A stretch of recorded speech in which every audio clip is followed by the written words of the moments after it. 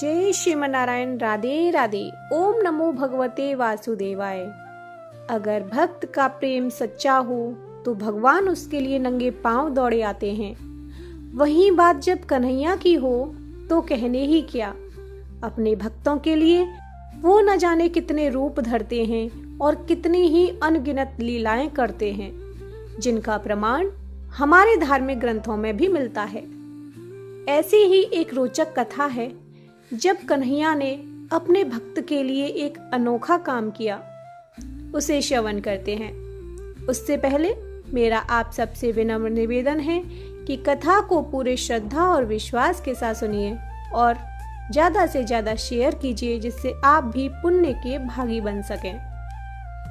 पौराणिक कथा के अनुसार एक बार की बात है, किसी नगर में एक राजा ने एक मंदिर बनवाया जिसमें श्री कृष्ण की एक मूर्ति भी रखवाई, लेकिन उसकी कभी पूजा नहीं की। पूजा करने के लिए मंदिर में एक पुजारी को रखा गया। पुजारी नियमित कन्हैया जी को नहलाता और बड़ी ही श्रद्धा भाव से उनकी पूजा अर्चना करता।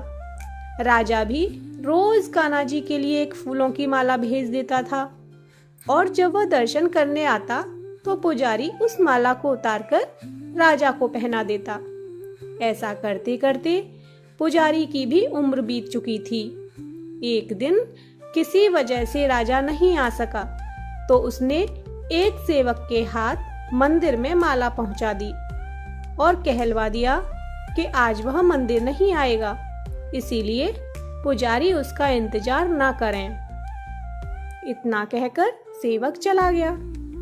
पुजारी ने हमेशा की तरह कन्हैया जी को माला पहना दी, लेकिन जब शाम हुई तो पुजारी यह सोचने लगा, माला उतारकर किसे पहनाई जाए।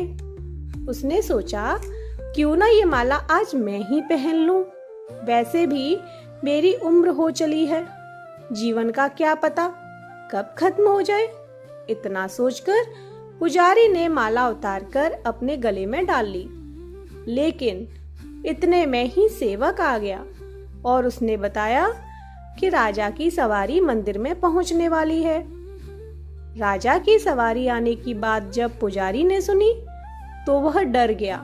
उसने सोचा, अगर आज राजा ने उसे देख लिया तो वह तो मरवा ही डालेंगे। आनन फानन में पुजारी ने माला उतारकर वापस कन्हैया जी को पहना दी। जैसे ही राजा अंदर आया तो हमेशा की ही तरह पुजारी ने माला कान्हा जी के गले से उतारकर राजा को पहना दी, लेकिन माला पर लगा सफेद वाल देखकर राजा समझ गए कि पुजारी ने यह माला स्वयं ही पहनी थी। बस फिर क्या था, राजा क्रोधित हो उठे और उन्होंने गुस्से में पुजारी से पूछा कि माला पर सफेद बाल कहाँ से आया। तब राजा की बात सुनकर पुजारी डर गया और बोल पड़ा, ये तो कन्हैया जी का है। अब तो राजा और भी क्रोधित हो गए, क्योंकि कान्हा तो भगवान हैं और उनके बाल सफेद कैसे हो सकते हैं। इसीलिए राजा ने फरमान सुना डाला कि कल श्रृंगार के समय राजा खुद आएंगे और देखेंगे क्या सच में ही कान्हा जी के सफेद बाल हैं या पुजारी झूठ बोल रहा है। उन्होंने कहा कि अगर पुजारी ने झूठ बोला होगा तो उसे फांसी दे दी जाएगी। राजा का फरमान सुनकर पुजारी का बुरा हाल हो गया। उसने सोचा, अब क्या करें, कहाँ जाएं? अब तो उसका मरना तय है। तब रोते रोते वह भगवान की शरण में पहुंचा और उनसे कहा कि हे केशव, मुझसे झूठ बोलने का अपराध तो हुआ है, लेकिन हो सके तो मुझे क्षमा कर दें और राजा से रक्षा करें। पुजारी ने कहा कि हे माधव, आपकी सेवा करते करते मैं वृद्ध हो चुका हूँ, अब आप मुझे माफ कर दीजिए, ऐसी गलती दोबारा नहीं होगी। यही कहते कहते पुजारी की न जाने कब आंख लग गई और उसकी आंख तब खुली जब सुबह हो चुकी थी। उधर सुबह होते ही राजा भी आ गया और कहने लगा, आज कान्हा जी का श्रृंगार वह खुद करेगा। ऐसा कहकर जैसे ही राजा ने कान्हा जी का मुकुट उतारा तो देखा कि श्री कृष्ण के तो सारे बाल ही सफेद हैं। लेकिन राजा को फिर भी यकीन नहीं हुआ। उसे लगा कि फांसी के डर से पुजारी ने ही बालों को रंग दिया होगा।